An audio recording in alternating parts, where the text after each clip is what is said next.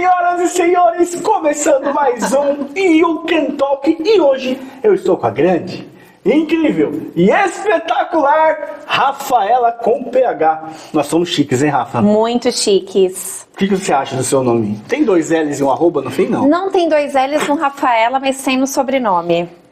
Qual que é o seu sobrenome? Melo. Então, com 2 L's. Com 2 L's. Minha mãe foi bem criativa.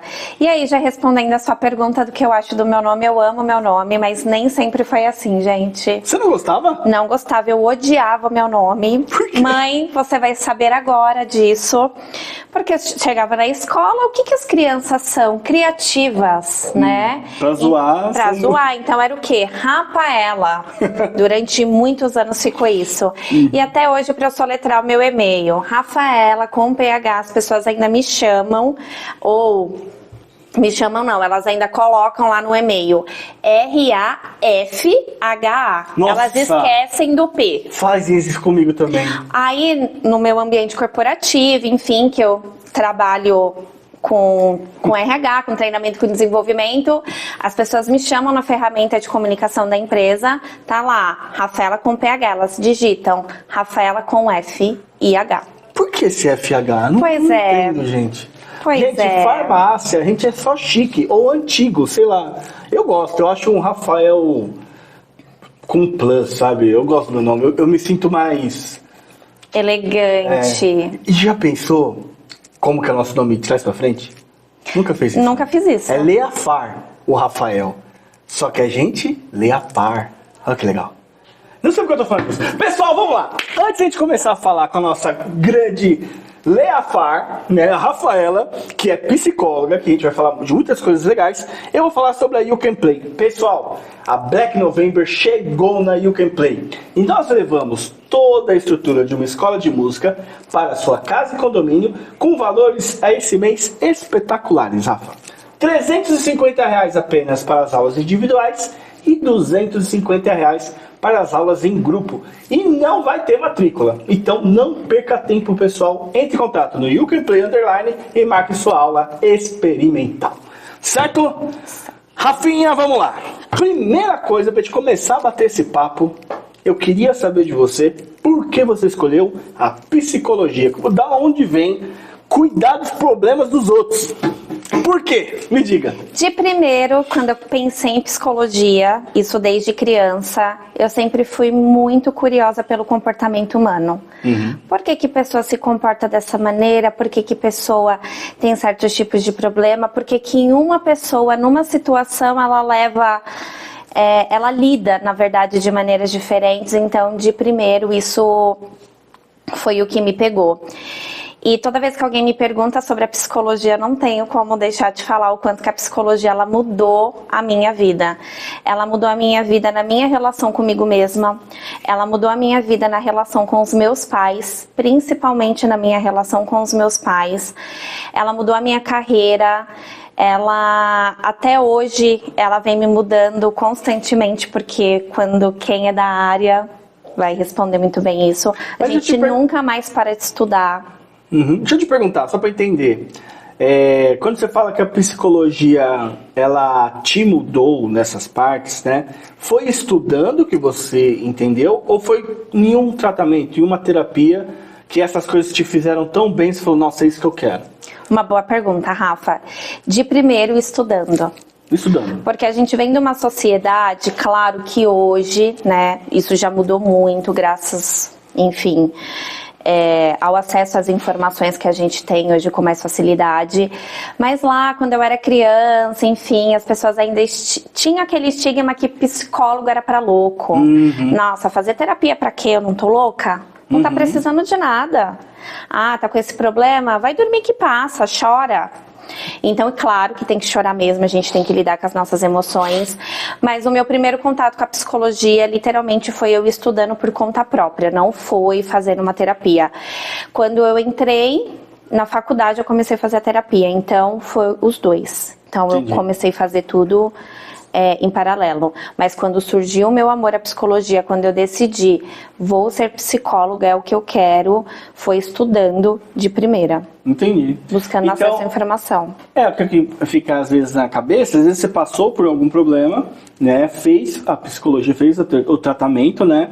Fez terapia, e aí falou, nossa, que legal, isso fez tanta diferença para mim. E aí surgiu a vontade de ir para psicologia, mas não foi o caso, né? Não foi o caso. Então, como que surge essa vontade? Porque você tá lá, sei lá com quantos anos você estava pensando nisso, né? Acho que isso é uma ansiedade de muitas pessoas, né?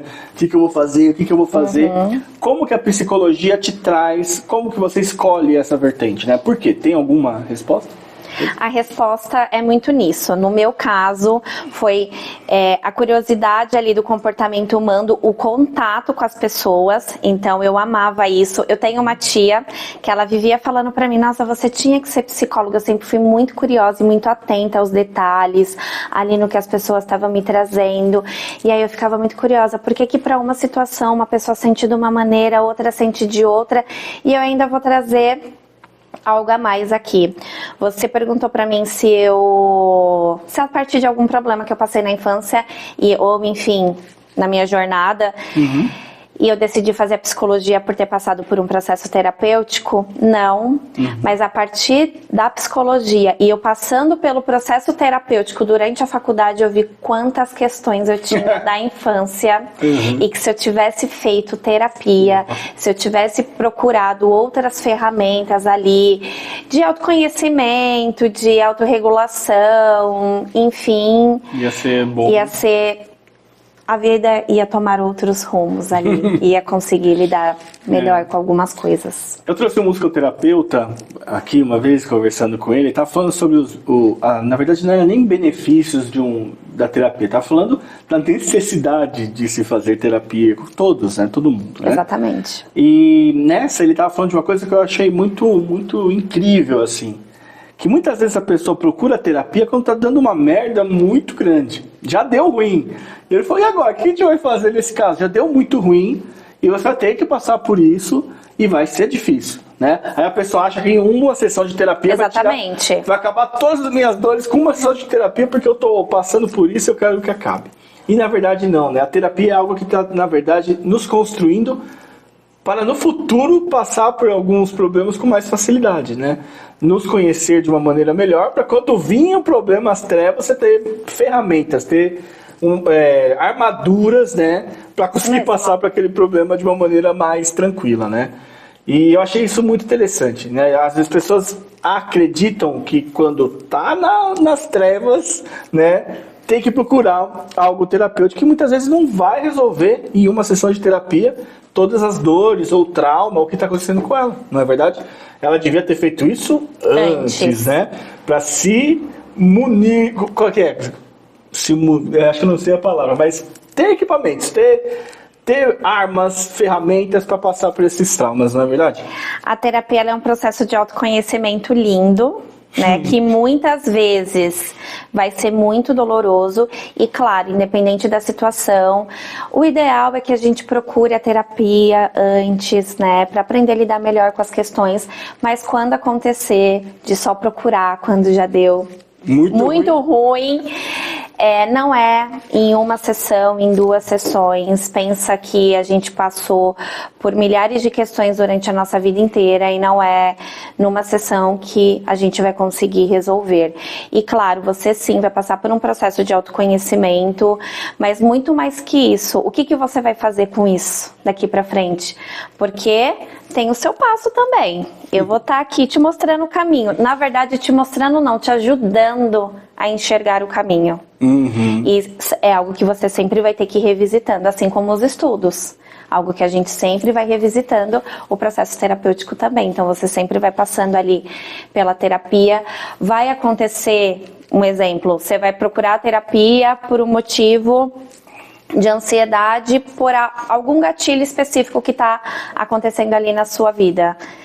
você vai aprender a lidar com aquilo, enfim, vamos identificar os gatilhos. Claro, gente, que cada caso é um caso. E aí passam-se algum tempo, 1 ano, larguei a terapia, não quero mais porque já estou curada. Porque as pessoas têm isso, estou curada, eu não preciso mais daquilo. Poxa, Rafa, passo por outra situação onde me despertou um gatilho. E aí às vezes as técnicas que você aprendeu daquela vez vai super funcionar, porque tem as técnicas de respiração, enfim, depois a gente pode até falar disso um pouco mais à frente. Mas o problema muda. O problema muda, a maneira como você vai lidar com ele muda. Pode ser algo mais simples, como pode ser algo mais intenso, pode ser uma crise de ansiedade, que ela veio a partir de uma situação, de um problema que você está passando, mas você pode ter uma crise de ansiedade generalizada, que é algo que já vem constante, que é algo que aí você já tem que entrar com medicação, enfim, é um universo gigantesco. E não, gente, não é em uma sessão, em 2 sessões, é um processo contínuo que a gente tem que fazer. Que legal. Eu vi uma frase, eu vi uma frase do Pondé que eu fiquei pensando. Ele falou, tá na moda essa questão do autoconhecimento é uma moda, mas o autoconhecimento na verdade é deprimente. Ele falou desse jeito, eu tenho medo do autoconhecimento. O autoconhecimento às vezes pode ser deprimente. Sabia que eu tenho talvez esse medo? Será que eu sou um cara zoado? Não sei se você consegue me entender. Eu vou começar a me conhecer, eu vou começar a entender quem sou eu. Será que eu sou ruim? Aí dá aquele medo de se conhecer e olhar para os seus próprios defeitos e falar, caramba, né, que coisa estranha que eu sou. Entende de onde vem isso? De onde vem essa loucura na minha cabeça agora? Pra gente começar, então, o que é loucura pra você? E outra coisa, olha só como é muito subjetivo isso, né? Enquanto uns têm medo do autoconhecimento, outros amam o autoconhecimento. E sempre vai ser um processo doloroso. Sempre vai ser um processo doloroso. Tem um autor, né, que ele fala muito das projeções, né? O que eu projeto em ti, na verdade, é o que tá dentro aqui de mim, e aí eu vou vendo os defeitos que vocês estão falando, enfim. E na verdade eu não gosto de chamar de defeito, eu gosto de chamar de algumas incapacidades que a gente tem, que a gente pode desenvolvê-las ou aprender a lidar melhor. Então o autoconhecimento não é para você achar o seu defeito, é para você conseguir lidar melhor com algumas questões da sua vida, e muitas delas você consegue até mudar, entender os seus sentimentos, as suas emoções, porque a gente não tem como falar de autoconhecimento sem falar das emoções, e o quanto que as emoções elas são válidas para todas as situações. Então eu tenho medo, e muitas vezes o medo não é um medo porque eu sou incapaz, é o medo que está me protegendo de alguma coisa, a raiva, a emoção. E aí também foi muito pensado nisso, né? Como lidar com as emoções, que eles criaram um filme lá, que eu não lembro agora. É um filme infantil? É um filme infantil. Sei, é o Divertidamente? Isso, Divertidamente. Então, tanto que nessa segunda... Nessa parte 2 que eles criaram, tem até ansiedade. E ali, Rafa, é um filme totalmente infantil, mas que serve muito mais pra gente. Não, com certeza. Eu acho que tem 2 filmes rolando, né? Muito, muito, muito. Tem o filme que a gente assiste, que é adulto, né? E tem o filme que é aquele padrão de tem um problema e vamos resolver, né? Que é aquela... esqueci a palavra, mas é a jornada do herói.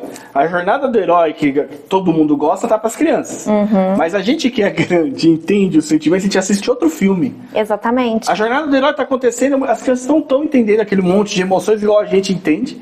Mas é feito pros pais também. Então eu achei aquele filme genial. São 2 filmes em um, assim, é muito bom. Muito, Rafa. E principalmente quando a gente fala em processo terapêutico de criança, o quanto que os pais são primordiais nessa questão.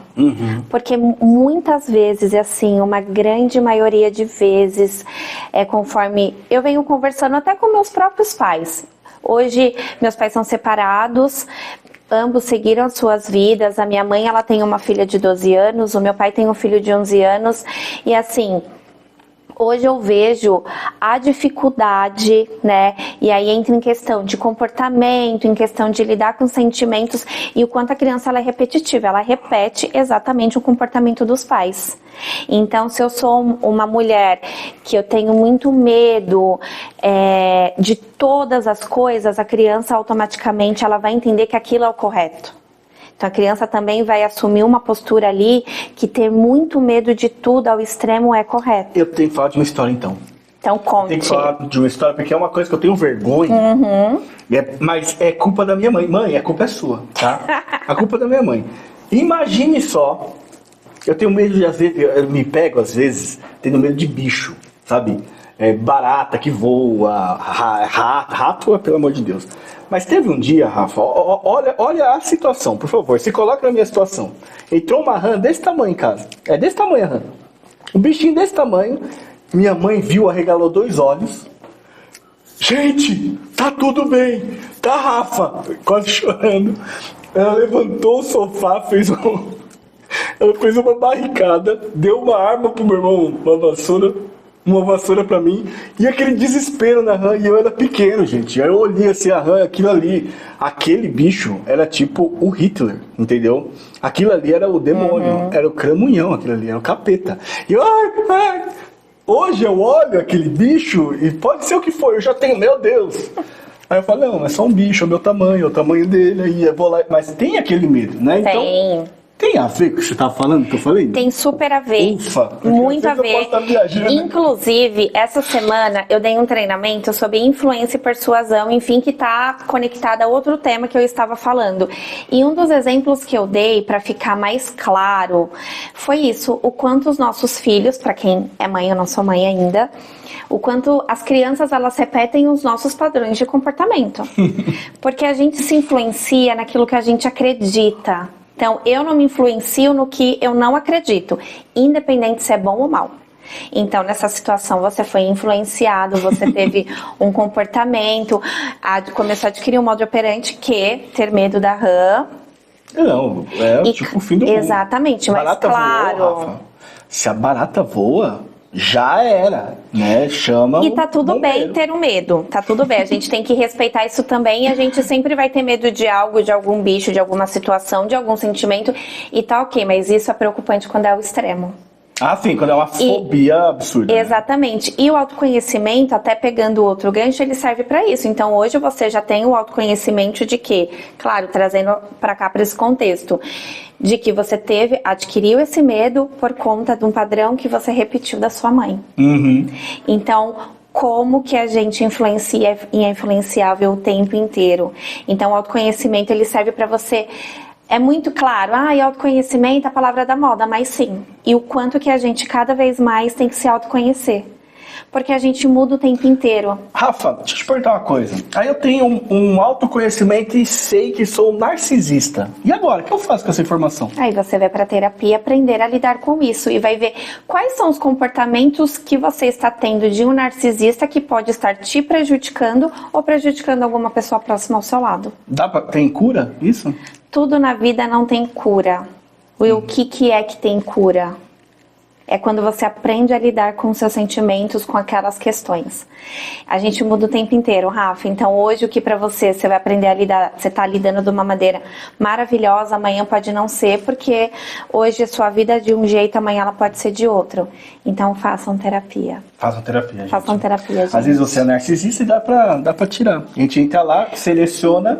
narcisista, né? E delete. Não é assim, gente. Por favor, não escutem o Rafael. Não é assim. Então façam terapia para aprender a lidar melhor com os seus sentimentos, para vocês verificarem também da onde surgiu esse padrão de comportamento, essas reações que vocês estão com tanta dificuldade em aprender a lidar. E esse é o nosso papel de terapeuta, ajudar vocês a encontrar um caminho. E claro que juntos, eu não posso trabalhar sozinha. O principal protagonista dessa história é vocês. Ó, que chique. Muito bem, Rafa. Gostei, hein? Já começamos, aquecemos bem. Agora eu quero falar de uma coisa muito importante que eu sempre estou falando para os pais. Estou sempre falando para as pessoas próximas, né? Que tirar um pouco as crianças das telas, né? o quanto isso, que não sei, acho que isso é uma dor que muitos pais têm, né? De ver os seus filhos não saindo daquele Roblox lá, do Minecraft, não sai. Além de ser algo que talvez não seja legal, também tem o perigo, né? De que ali você conversa com quem você quiser, então se você não estiver de olho, também vem com um perigo. Mas agora, eu quero me colocar humildemente, né? Na minha humilde posição, e queria perguntar para você se isso realmente faz mal, né? E se faz mal, é todo esse mal assim, né? Como lidar com as crianças nas telas? As crianças estão muito nas telas. Por que isso está acontecendo? Como que eu posso lidar? E depois, para ter um bônus, né? Eu queria saber se o estudo de música, queria linkar, o estudo de música, de arte, no geral, pode auxiliar pode contribuir em tirar essas crianças das telas de fato. Assim, as minhas propagandas não são enganosas, entendeu? Vai lá. Rafa, é uma ótima pergunta. E aí eu vou trazer, primeiro como terapeuta, né, como psicóloga, que é o intuito aqui, o meu papel aqui. E claro, sim, as telas, elas têm comprovado em estudos, enfim, em números, o quanto que atrasa a criança na parte cognitiva, na atenção dela. Então, atraso de fala, de atenção, de pensamento criativo mesmo. Na questão a criança ela está substituindo hoje os brinquedos interativos, então os brinquedos onde ela tem que montar, onde ela tem que descobrir a cor, onde aqueles teclados, onde vai descobrindo os sons dos animais pelas telas. Então, o processo ali cognitivo, neurológico dele está sendo todo afetado. Tem uma outra questão também que eu percebo muito. Acesso a tipos de informações que ainda não tem que ter. Isso até pra gente adulto. Então, se pra gente ficar ali consumindo muito conteúdo é prejudicial, imagina para uma criança. Então, quando a criança tá lá no celular, e aí um adendo, mas tá tudo bloqueado, é somente o aplicativo, X, PTO, o restante tá com senha, criança é muito inteligente. Não duvidem nunca de uma capacidade da inteligência de uma criança. Então, quando a mãe tá ali, os pais, enfim, os tios, os padrinhos, tá ali dando o celular pra criança, porque precisa fazer alguma coisa dentro de casa, enfim, ali pra criança acabar interagindo um pouquinho. O que ela está fazendo? Que acesso de informação ela está tendo? Será que ela está tendo informação a algo que ela não precisa ter agora? Então, o excesso de informação e o tipo de informação que ela está tendo naquele momento. E aí entra um universo, Rafa, tipo gigantesco. Então, ela deixa de praticar um esporte. Ela deixa de praticar uma aula de música. Então, o quanto que a arte ela está ligada nisso? Totalmente. A arte além dela ter acesso, né, à arte, à disciplina, a conhecimentos que são maravilhosos para ela vai estar ali perdendo toda a parte da infância dela. Então, quando você lembra da sua infância, o que você lembra hoje? Quando você, Rafael, lembra da sua infância, como você lembra? É muito estranho alguém falar Rafael. Rafael é tipo, tá com raiva. Tá com raiva. Não estou com raiva. E você também, assim, Rafael Sim, quando me chamam de Rafael, eu também, alguma coisa tá pegando. Muito sério, né? Geralmente é Rafa ou Rafinha, então quando é Rafael eu já... Então, é engraçado, assim, isso faz parte até, a sua pergunta faz parte até de coisas que eu usei para fazer a metodologia da escola, assim. Porque uma das coisas que eu mais lembro quando eu era criança, é engraçado, porque você tem lapsos de lembranças, né? Eu tenho algumas lembranças muito antigas, estranhas, né? E tem algumas lembranças muito fortes, muito rechonchudas, que eu lembro de praticamente tudo. E uma das mais antigas, quando eu tinha 6 para 7 anos, que é rechonchuda, as outras são curtinhas, né? Olha que loucura, eu tô falando do fundo do coração. É eu jogando o jogo da memória com meu pai e minha mãe sentados no chão. Jogo de memória, que era um quadradinho, devia ser a coisa mais simples do mundo. Mas tava eu, meu pai, minha mãe e meu irmão. E eu lembro que, em vez de eu fazer o jogo da memória arrumadinho assim, eu fazia desenho com o jogo da memória. Que usava a minha criatividade desse jeito. Então eu sei o quanto eu sei, pra mim, né? Isso é pra mim. O quanto o estar conectado com os meus pais e com o meu irmão fazia a diferença, né? Nunca jogar era legal sozinho. As outras lembranças que são interessantes, que eu também gostei muito de videogame, né? Na época eu tinha um videogame, Mega Drive, eu adorava videogame. Só que uma coisa era eu jogar com meu irmão, que tinha jogos cooperativos. Uma coisa é quando eu jogava com meu irmão na sala, eu e meu irmão jogando, outra coisa era jogar sozinho. Exatamente. A lembrança que vem são todas as vezes que eu tava jogando com meu irmão. Quando eu tava jogando sozinho, não tá na minha lembrança. Eu sei que eu jogava, mas não tá. Mas quando eu jogava com meu irmão, tem lembrança, sabe? E eu queria ser, e é gostoso demais. É gostoso demais. E era justamente nisso que eu queria chegar, né? As memórias afetivas que a gente cria. E aí você trouxe um ponto que eu ia até esquecer de falar, que é muito importante. Hoje as crianças não conversam umas com as outras.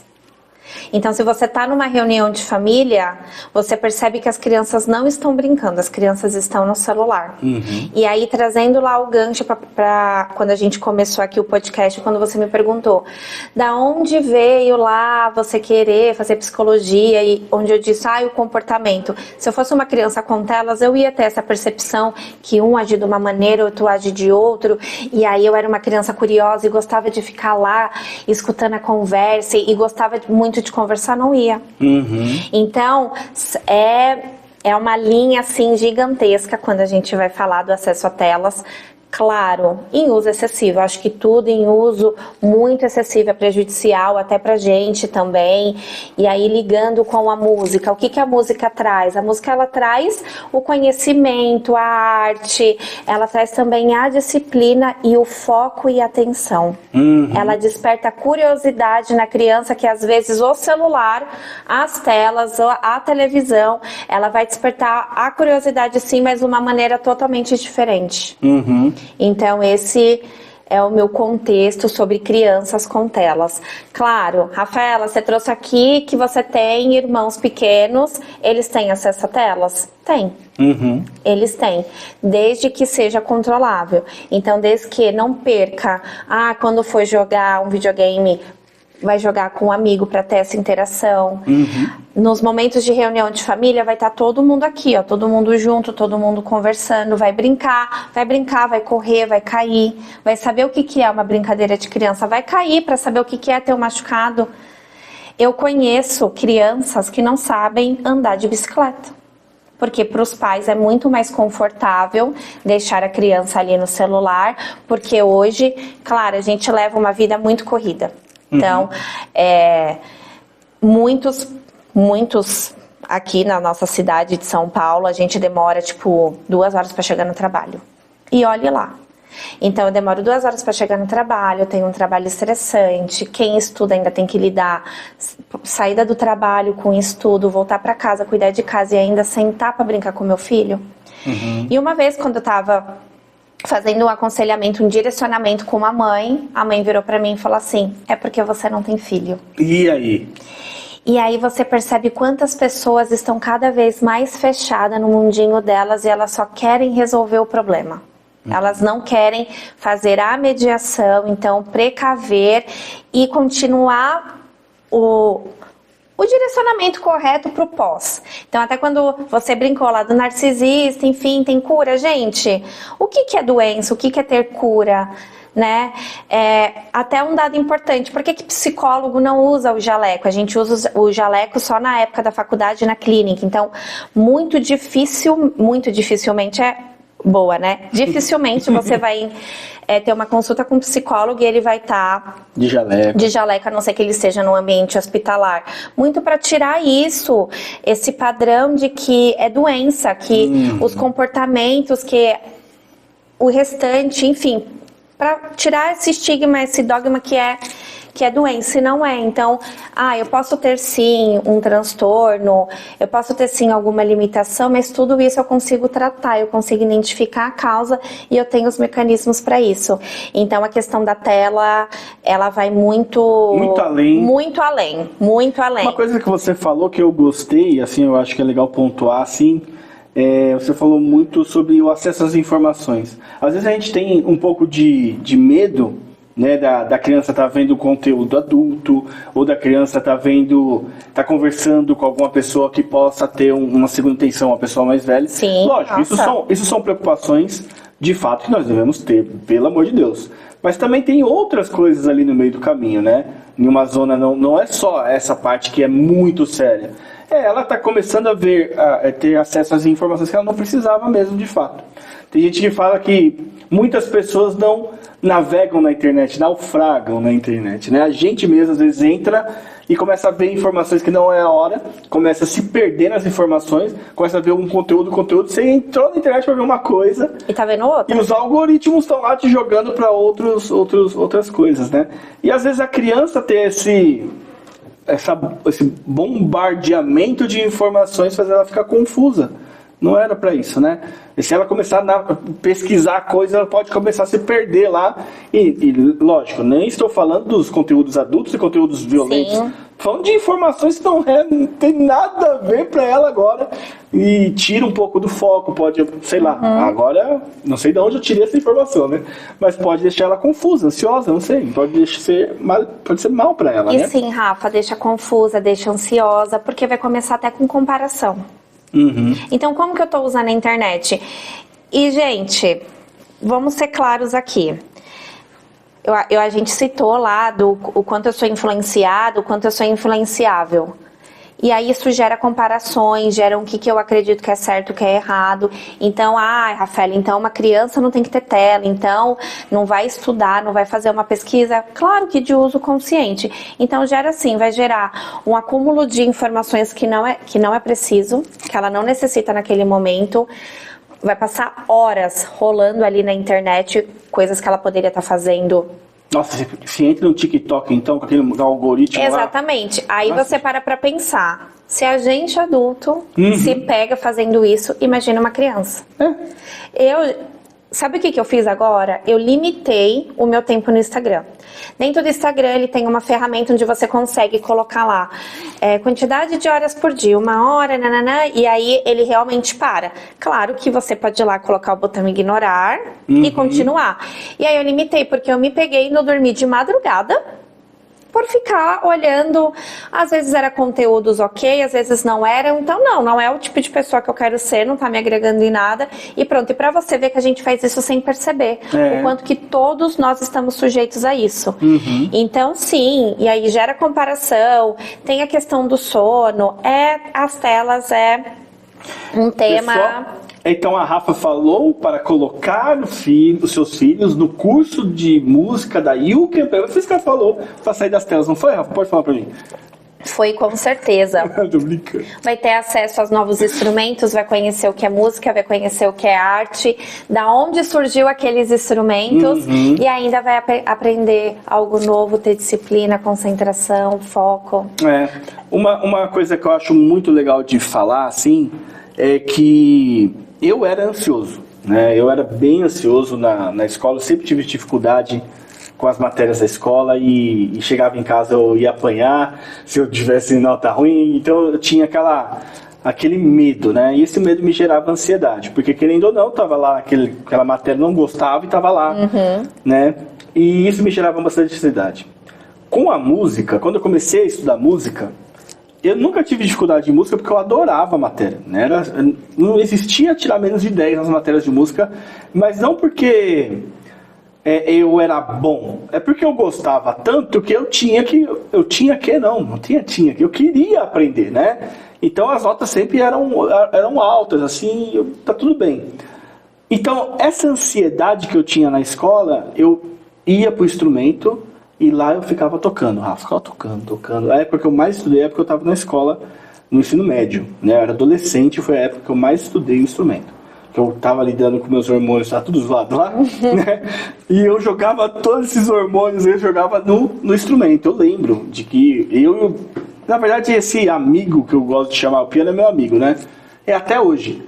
Sempre que eu passo por algum trauma, é engraçado como essa memória, sabe, do piano, de tocar coisas que eu gosto, coisas que são bonitas pra mim, me faz bem, né? Então, trauma, senta na frente do piano e joga lá, sabe? É ruim, eu vou lá pra frente do piano. Então, a música sempre me auxiliou de uma maneira muito legal. Eu acredito que possa ter esse poder também com todos, né? E não é só a música, né? Eu acho que quando você encontra aquilo que você gosta, né? Exatamente. Às vezes é o esporte, às vezes é uma profissão, sabe? Às vezes é encontrar aquilo que te faz bem, né? E isso vai ser importante. É importante a criança ter acesso a essas coisas, né? Então, beleza. Acabamos aqui sobre as telas, né? Rafa, tem uma outra coisa que eu queria conversar com você, que a gente conversou bastante, na verdade, já conversamos, né? Sobre isso, que era sobre a nossa inteligência emocional, né? Mas para contextualizar mais para você, nosso público aqui tem bastante músicos, né? E a nossa profissão ela é um pouquinho complexa, né? Hoje em dia, você tem grandes músicos que fazem sucesso e mudam de vida, né? E acho que todo mundo que começa a entrar nesse universo, quero ser músico, pensa nisso, né? Eu quero ser famoso, quero, sabe, ter carros, iates, ou ser rico. E isso não é a realidade, né? Alguns ficam para trás, porque vê que não é essa pegada, e o amor era pelo dinheiro e pelo rico. Não era pela música, né? Era por ser famoso. E aí param e vão procurar engenharia para buscar o que querem, né? Mas outros amam muito a música, amam muito, eu que entrei na educação, amo muito ensinar. Tem pessoas que entram na musicoterapia, que a saúde entra nessa pegada também, vai para essa linha, e querem continuar com essa profissão. Mas nós sabemos que tem que ser inteligente emocional para aguentar as pancadas. E isso não é só ser músico, tá, gente? Para várias profissões. E eu queria te pedir algumas dicas aí de exercício, sei lá, aperta a ponta da orelha e conta até 7, não sei o que a gente faz para na hora da ansiedade que vem a gente conseguir ter bons resultados aí, boa inteligência emocional para essa carreira que nós estamos seguindo. Rafa, não tem como a gente falar de inteligência emocional se a gente não começar falando de o autoconhecimento. Então, o primeiro ponto de tudo, entender o que você está sentindo no momento. O que que é? É uma frustração, é um medo, é uma tristeza, é uma euforia. Então, colocar nomes aos sentimentos. E claro, a gente tem as técnicas sim, que é as técnicas de respiração, onde você inspira e solta durante 3 vezes, segundos, enfim, vai depender muito do caso. E claro que a maneira também que a pessoa se sente mais confortável, enfim. Então, Rafa, vou tentar contextualizar mais, assim. Quando a gente fala de respiração, quando a gente fala dessas coisas, a gente deve estar falando de alguma crise, né? Algum momento que aquilo está te afetando. Em que momento a gente tem que se preocupar com a nossa ansiedade? Em que momento a gente pode olhar para a gente e falar, isso aqui está preocupante? Eu vou contextualizar mais ainda. Uma coisa que eu sei que acontece comigo bastante, né? Isso é comigo, eu me pegar pensando muito. Sabe aqueles pensamentos excessivos? Parece que tem alguém gritando na minha cabeça, sabe? E não para de falar. E mesmo estando sozinho aqui, no silêncio, parece que tá um barulho absurdo. Que é eu e minha mente tretando, assim, né? Das criações que a mente faz, né? E eu não sei se isso é uma coisa para se preocupar, se você já vai me dar uns 50 remédios tarja preta aí. Tô brincando. Ou se não, em qual momento, Rafa, nós temos que olhar para nós e falar, essa ansiedade aí tá preocupante. Não, sai, vai correr, que vai te ajudar, né? O que você pode me falar? Em que momento a gente tem que olhar e falar, isso aí tá preto? Rafa, o primeiro ponto a ansiedade ela sempre vai existir. Porque a gente está ansioso para um dia legal chegar, a gente está ansioso para fazer uma entrega no trabalho, a gente está ansioso com a chegada do novo membro da família, a gente está ansioso porque a gente está com falta de dinheiro, porque a gente quer ganhar mais. Então a ansiedade ela vai fazer parte da nossa vida. E aí entre as técnicas, né, do autoconhecimento para você entender o que está sentindo, enfim, mas trazendo muito para esse contexto, quando eu devo me preocupar, quando eu já começo a ter sintomas de calafrios, coração disparar, e quando isso você não volta no seu estado normal rapidamente, ou que você demora um dia inteiro para voltar. E aí rapidamente que eu tô falando, claro, né, a gente tem que respeitar nosso corpo. Não é eu dar aqui 3 respiradas né? Vamos ser claros, né? Daqui 3 respiradas e pronto, ok, vamos seguir a vida, tá tudo lindo. Não.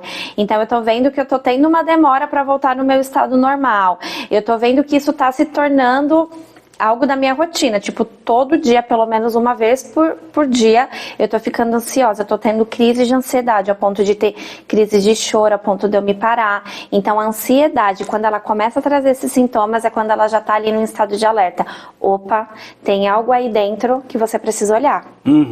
Então, esse é um bom ponto de alerta para quando isso acontecer. É algo que não é mais ansiedade porque hoje eu tenho um podcast, e aí ok, por quê? Porque a gente quer entregar um conteúdo legal, a gente quer fazer um conteúdo bacana, fica nas expectativas de quem vai visualizar, quem não vai, será que as pessoas vão conseguir se impactar com isso? Porque tem muito disso também, a gente quer gerar impacto na vida das pessoas, não é só fazer um podcast por fazer. Claro que eu tô dando o exemplo aqui do podcast, a gente pode adaptar para vários contextos da nossa vida. Agora, quando a ansiedade ela passa a ser crises, onde eu tenho crises de choro, coração palpitando, começa a suar, enfim, é algo que a gente tem que começar a olhar. Falta de sono, falta de fome, ou fome excessiva, onde você já está num nível que você está substituindo algo pela comida. Nossa, então, aquele sentimento pela comida. Claro que é a fome emocional, mas lembra que é o extremo. Então, tudo que é o extremo é algo que a gente já tem que começar a parar e se preocupar, sim. Tem hora que à noite, assim, como eu quero mastigar. Você tem isso? Não, né? Não sei. Às vezes sim, depende muito de como tá a minha semana. Então, até bom a gente falar isso, porque as pessoas elas têm uma coisa na cabeça delas, que quem é psicólogo não passa por nada. Não, gente, a gente passa por tudo também. Somos seres humanos. Sabe o que eu tenho medo, Rafa? Quando eu converso com o psicólogo dela, já tá tipo, vixe, esse aí, sabe? Ah, como é que é? Uma conversa, não, mas tá conversando comigo, você já tá anotando aí de todos os meus problemas, sabe? Eu tenho esse medo. Eu anotei mesmo, você percebeu aqui, né? Que eu anotei, eu fiz várias anotações. Ai, ferrou, galera. Ô, Rafa, aí trazendo até o contexto, o pensamento excessivo, onde a gente nem deixa a situação acontecer e já tá com aquele pensamento de que vai dar muito errado. Então a técnica é isso, vamos colocar aqui num contexto de, sei lá, uma situação que ainda vai acontecer. Cara, não chegou o dia ainda. De eu ficar rico com a You Can Play. Não chegou ainda o dia de você ficar rico com a You Can Play, mas você já está no caminho certo, Rafael. Tô mesmo? Você já está fazendo o quê? Já está preparando conteúdo para o seu podcast, já está chamando, selecionando as pessoas, para quem que você quer trazer aqui, qual é a mensagem que você quer passar para sua escola. Então, uma escola que cuida da saúde mental dos seus alunos, que você está preocupado em trazer esse conteúdo para alertar as mães, e não somente as mães, mas todos nós, porque a gente está falando muito de criança, de pais aqui, e o adulto, e o adolescente. Então é isso, é começar a dar uma respirada, primeiro, claro, né? Quando for algo excessivo, e procurem ajuda. Rafa, uma coisinha que eu queria te perguntar. Na verdade, é um gancho ótimo para os meus alunos, né? Que estão todos assistindo aqui agora. Esse nervosismo, essa questão da gente ter esse pico de ansiedade, essa questão de respiração, tudo que você falou pra gente agora, pode ser aplicado de alguma maneira em alguns momentos tensos da nossa vida? E o que acontece com os nossos alunos? Todo final de ano não, todo março, mês de março é mês de apresentações, e aí eu olho pros alunos assim, eu vejo a cara de desespero no aluno, sabe? Professor, e chora, e é uma coisa, né? O que fazer para ajudar essas crianças nesse momento tenso da vida deles, que é se apresentar, se colocar em público e mostrar a sua arte? Primeiro de tudo, estar preparado naquilo que você vai apresentar. Então, quando você se prepara, que aí eu acredito que vocês estão se preparando com o professor Rafael, você domina aquilo. Então, as chances de você esquecer de algo, enfim, é menor. E claro que pode acontecer e tá tudo bem. As técnicas de respiração, ela é muito válida, muito. Então, se concentre, fique num lugar silencioso, inspire e respire fundo, conta até 10, enfim, pode parecer besteira, mas isso ajuda muito. E tomar cuidado, para mim, que é o principal, com os pensamentos excessivos. Então, fazer trocas de pensamento. Então, quando você for se apresentar, as pessoas estão ali, elas vão estar me julgando. Se eu errar alguma coisa, vão prestar atenção no meu erro. Meu Deus, eu não posso errar. E aí a gente fica naquilo, eu não posso errar. E aí a gente já tá nervoso, porque vai ter um público ali me olhando, e o que eu vou fazer?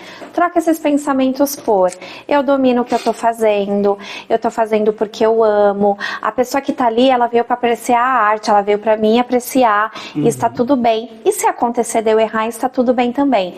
São pequenos passos que a gente vai dando ali no dia a dia e que vai ajudando a gente no nervosismo. E deixar claro que, independente do tempo que a pessoa tenha de música, e aí trazendo até para outros contextos, de outros trabalhos, enfim, sempre numa apresentação a gente vai ficar nervosa.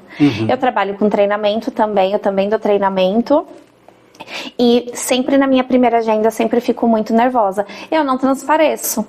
Mas, e aí quem me olha fala: nossa, tá ali falando super bem, nossa, que legal, como que você consegue?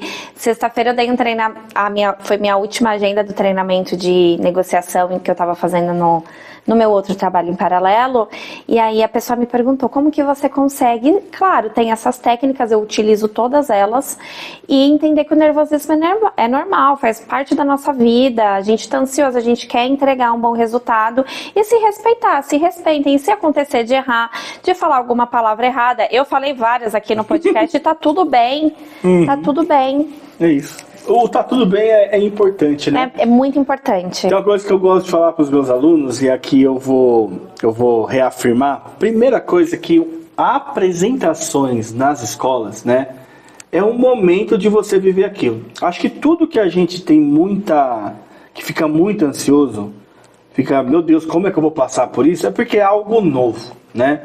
E você participar das apresentações, por um lado, é você se colocar na situação que não vai ser novo mais no próximo, né? Então a sua primeira apresentação daquela, meu Deus, na próxima é menos, e na próxima vai ser menos, e cada vez menos, né?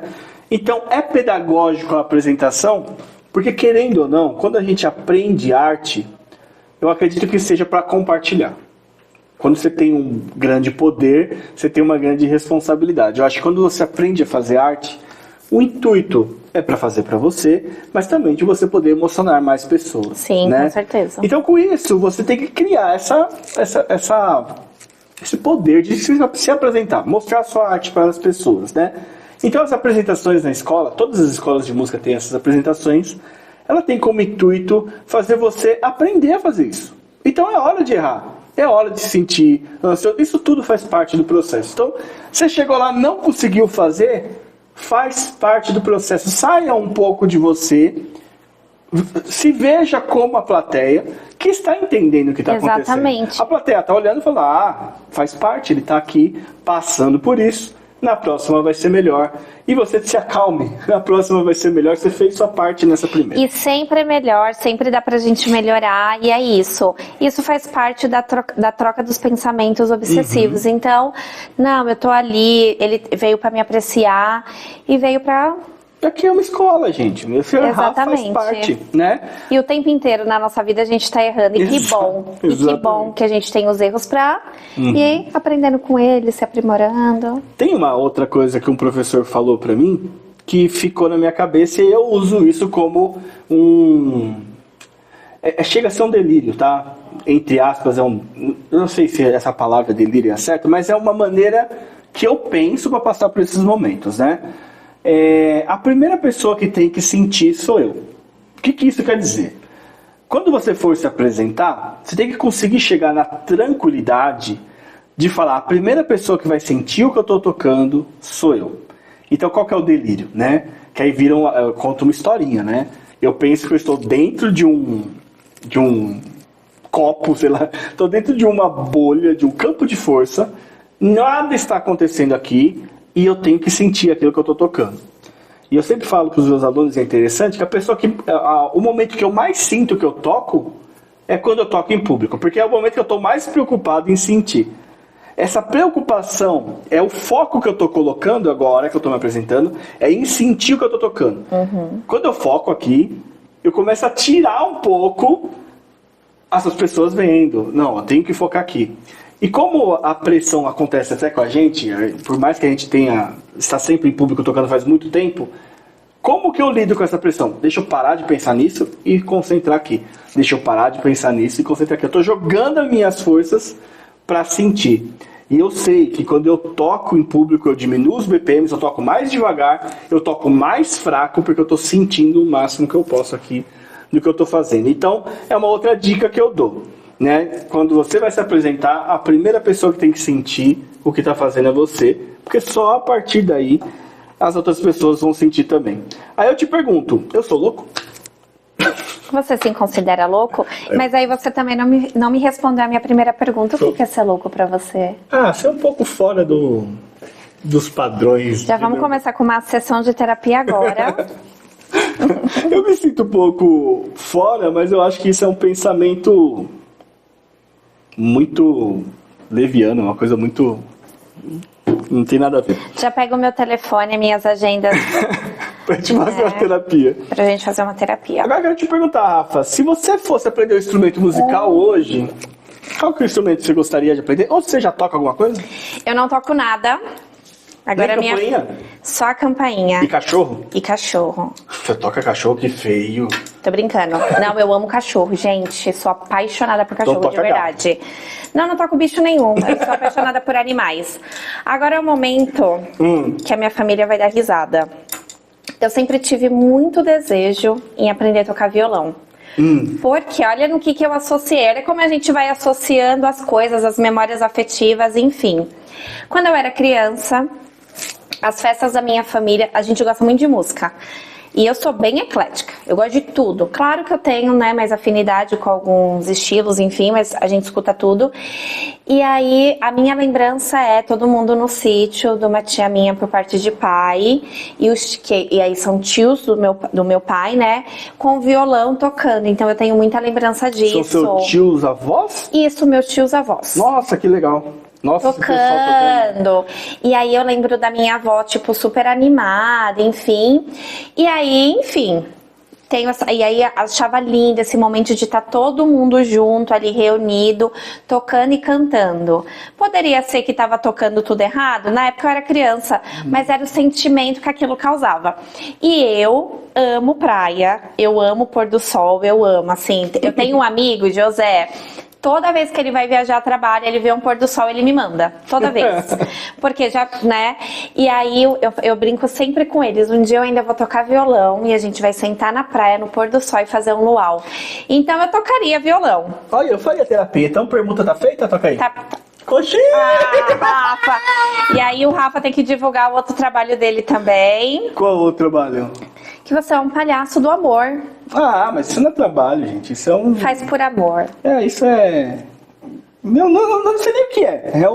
Eu faço porque eu gosto, né? Não é um trabalho, eu tenho que divulgar, né? É uma coisa que eu adoro de ir nos hospitais, levar música, levar alegria. Não sei. Apresentar a sua arte por amor. Eu, desde pequeno, Rafa, desde pequeno mesmo, bem pivete, eu sempre gostei de fazer as pessoas rirem. Não sei, eu acho que eu me sentia bem em fazer, mas isso com os meus pais, eu imitava sapo. E quando as pessoas riam, assim, do que eu fazia, eu me sentia, eu não sei de onde vem isso, né? Eu acho que é uma questão do meu perfil, né? Eu sempre gostei de fazer as pessoas rirem. E eu adoro música, eu sou músico, né? E quando eu vi a oportunidade de fazer graça, e é engraçado que a minha graça, ela é aquela graça... Não é stand-up comedy, que é aquela graça inteligente. Eu não sou essa graça. Eu sou a graça mais de corpo, de cair no chão, fazer careta, de fazer sabe? De ser bobão mesmo, né? Eu acho que é o ser bobão. E quando você tá com a máscara, você coloca o nariz, né? Você não... Você pode ser o que você quiser. Eu posso ser o bobão, né? Aí eu sou o bobão levando música, então é uma coisa muito gostosa. Eu acho que fazer esse trabalho de certa maneira, parece pra mim que é fazer o que eu vim fazer na Terra, sabe? Não sei. Que lindo! É doido, né? Que profundo! É levar a música e levar a alegria, né? Mas vamos lá. Agora, antes da gente acabar, a gente vai fazer um game aqui, Rafinha. Que é o seguinte, eu vou falar o nome de alguns músicos da MPB e você fala o que você prefere, tá? Gente, deixando claro, eu sempre falo, né? Não é o que é melhor, isso é totalmente relativo. É o que ela prefere pra gente conhecer um pouquinho dela e julgar, né? Aí vocês podem fazer hate aí nos comentários. Como pode preferir tal do que tal, certo? Certo. Está preparada? Põe o cinto de segurança e vamos lá. Vamos começar com Caetano Veloso versus Gilberto Gil. Quem você prefere? Caetano Veloso. Caetano. Caetano ou Djavan? Djavan. Djavan. Djavan ou Jorge Versilo? Djavan. Djavan ou Milton Nascimento? Djavan. Djavan ou Gal Costa? Vixe. Briga feia. Djavan. Djavan ou Marisa Monte? Opa, perdão, errei. Djavan ou Maria Bethânia? Djavan. Djavan ou Chico Buarque? Vixe Maria. Djavan. Djavan, pra acabar, hein? Ou Marisa Monte? Aí é pra acabar com o meu coração. É quem eu mais gosto. É mesmo? É pra acabar com o meu coração. Não consigo... Pode ser metade, metade? Não, vai. Sai do muro, Rafa. Marisa Monte. Marisa Monte é a vencedora. E quem ganharia da Marisa Monte que não tá aqui? O Djavan só. Entendi.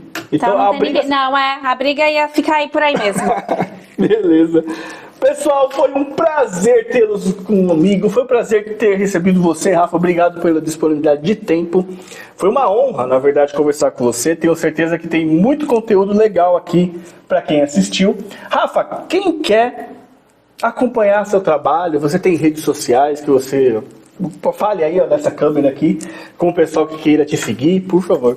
Primeiramente, eu quero agradecer o convite. Foi uma honra estar aqui, falar de tudo que engloba a psicologia. É como você disse, dá para falar de vários assuntos. Claro que a gente trouxe um pequeno recorte aqui e peço até perdão pelas brincadeiras, mas é mais pra gente começar a entender melhor os contextos que a gente está vivendo e muitas vezes não está percebendo. Uhum.